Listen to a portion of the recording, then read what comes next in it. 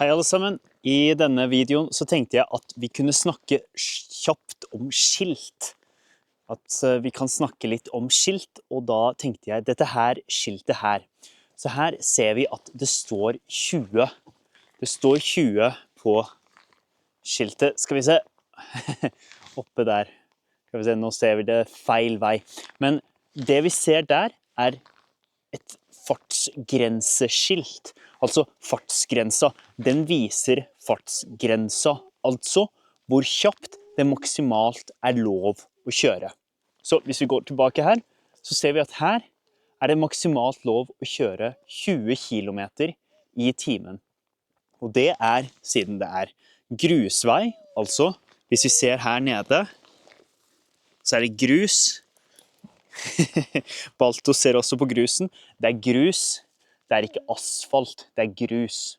Så det vil si at det er en litt dårligere vei. Vi kan se at her i midten så er det masse gress. Det er ganske smalt, så hvis to biler kan ikke kjøre her, det er bare plass til en bil som kan kjøre fremover her, sånn. Så hvis en bil kommer her, og den andre bilen kjører sånn, så må en av dem bakke. En av dem må gå bakover, og de må finne et sted hvor de kan møtes. Så det er nok grunnen til at det er maksimalt lov å kjøre 20 kilometer i timen. Det er fartsgrensa. Grensa for hvor fort det er lov å kjøre. Det betyr ikke at man må kjøre 20 kilometer i timen. Man kan også kjøre senere. Det går an på kjøreforholdene. Man må passe på at man kjører slik kjøreforholdene tillater.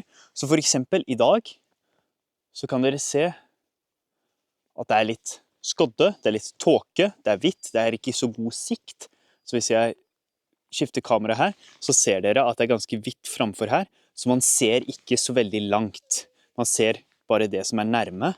Så det gjør at man må være mer forsiktig, og kanskje til og med kjøre mindre enn 20 kilometer i timen.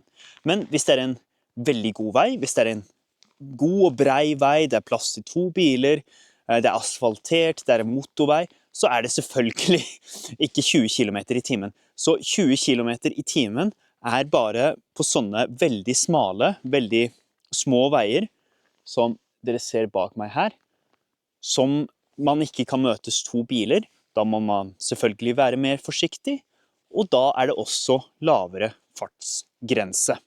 Ok, det var alt for denne videoen. Ha det bra!